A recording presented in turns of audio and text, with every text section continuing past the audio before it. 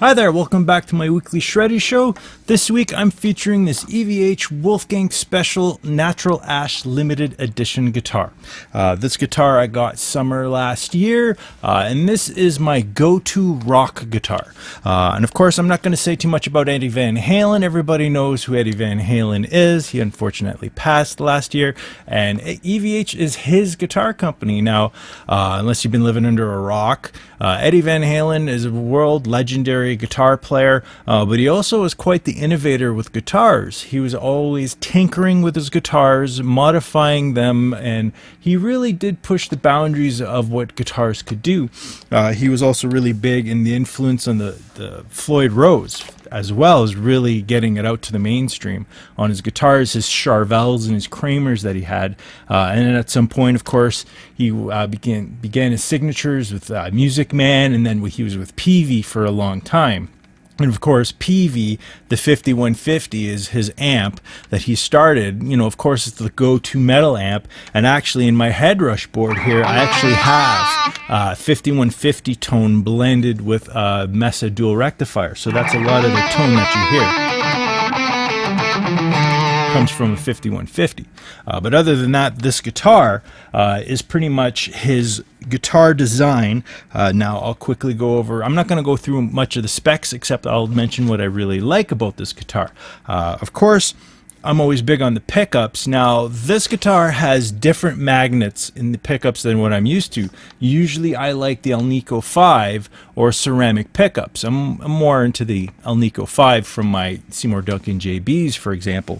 But the Alnico 2s, now I had a Seymour Duncan / signature set at one point that I had put in a Les Paul, and I absolutely hated those pickups. They had such a spongy tone. When you played with a lot of gain, they sounded so muddy.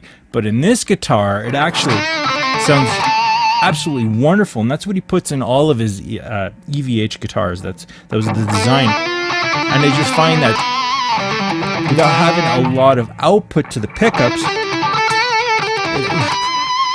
it really has a lot of kind of a gritty bite to them. So I really enjoy these pickups in this guitar. Now, another thing that's different than my usual Jacksons that I play is that it has an R2 nut, different from an R3 or even like a Wizard design on a Ibanez. It's a narrower neck up here, but it still has a compound radius, though, that Jacksons are known for.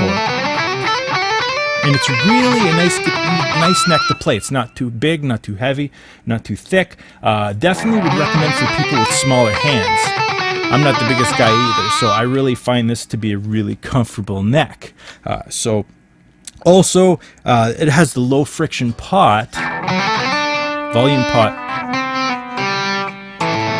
So it's really easy to move this volume pot. Good for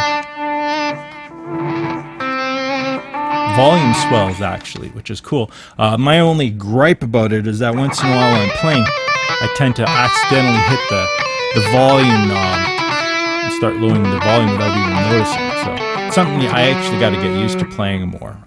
But I do tend to play my Jacksons more than this guitar, just because I play more metal than I would rock. But if I was to do any kind of rock, if I was to go out and do an open jam or something, this would be the guitar that I would bring.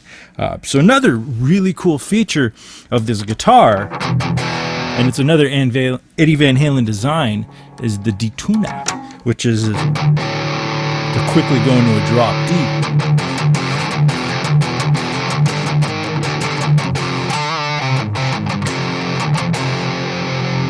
Slightly out of tune.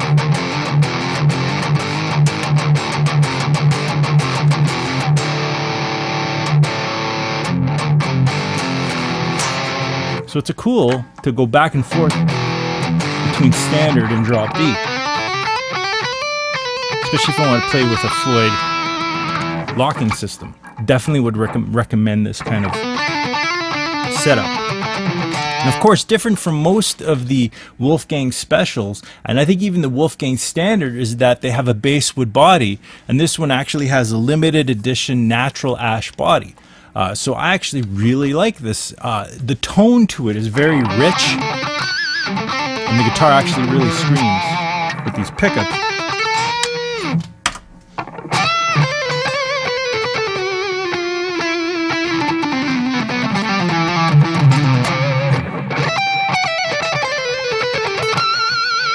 just a pleasure to play.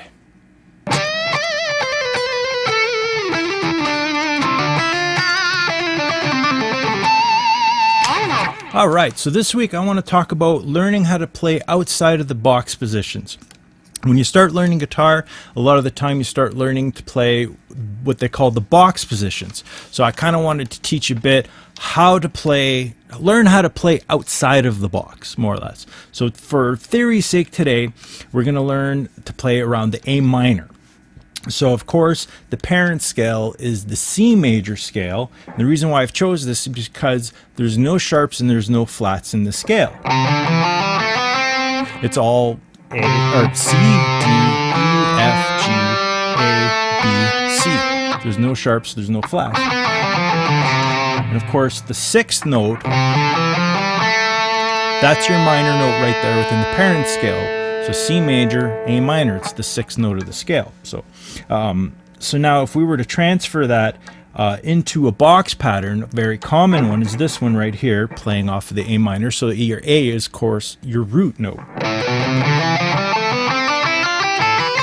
And you end on a high C. Very common A minor box pattern. So to quickly go through some of the other box patterns that are popular, you also have your A minor pentatonic. Now the pentatonic basically only takes 5 notes of that scale. So they take away the second and the sixth degree of that scale. So then of course you have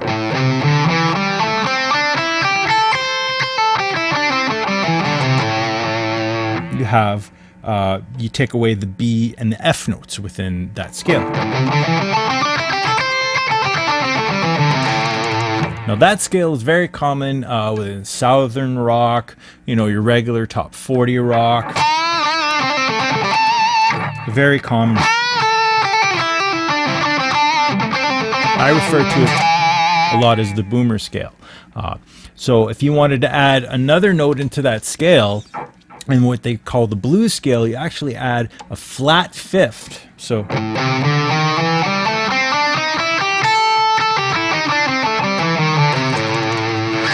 that is the blues scale. Of course, that note is not really part of the major scale version, so that's why it gives it that blues, that sad kind of weary kind of tone to it. So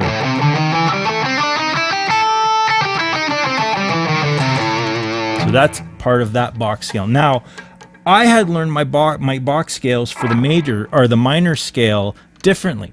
I learned it with a 3 note per string pattern like this.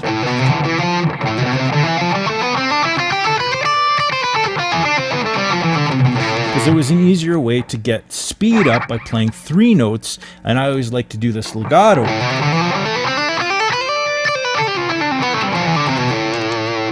So that was a different way of learning how to play speed and being more consistent. Of course, I learned all the other box patterns in that. Like, as long as you know that there's no sharps, no flats, you can easily figure out the box patterns or learn them from a book.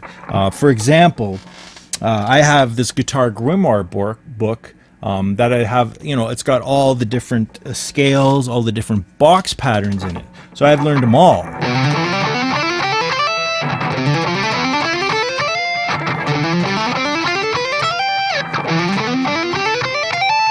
So I learned all the little box patterns with this 3 note per string pattern. Now, it gets really boring to only be playing within one box pattern. So I had wanted to learn how to, you know, kind of figure out how to play outside of that to make things more exciting. So of course, when you're writing solos or you're just doing an impromptu jam and whatnot, to be able to quickly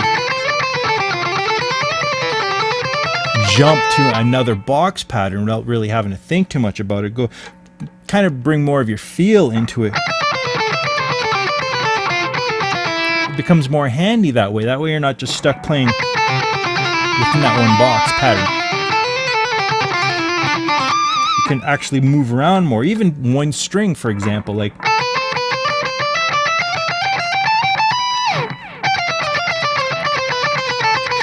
that kind of pattern is very popular with Kirk Hammett. He always did a lot of to move around, you know, not be stuck within that box scale.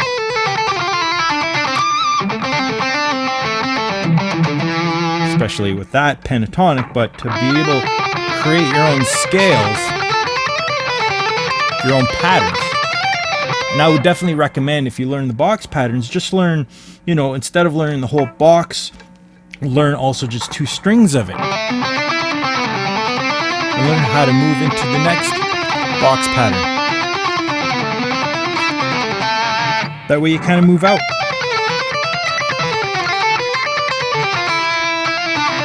And it actually looks cooler too. You're shredding more up and down the neck. You're not staying within that one box area. And when you're writing a solo, it can be easily, you know, you can... one string goes slowly down.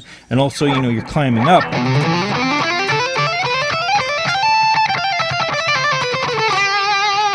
Definitely recommend learning the different scales for that aspect. Even if you don't want to learn the theory, if you figure out a note progression, learn to make fragments, and even 2 strings.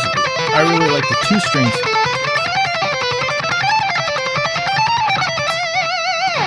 Moving kind of away from being, you know, kind of confined to that one box area, you know, and real popular.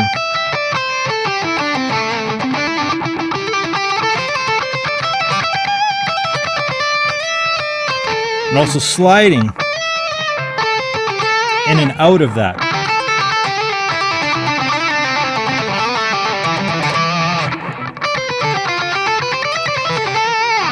Easily kind of jump in and out of different areas. Makes it much more exciting. I definitely recommend learning your box patterns, but also learning how to move in and out within all of them. So that's my weekly Shreddees for this week. Thanks for hanging out. Thanks for tuning in. Till next time, shred on.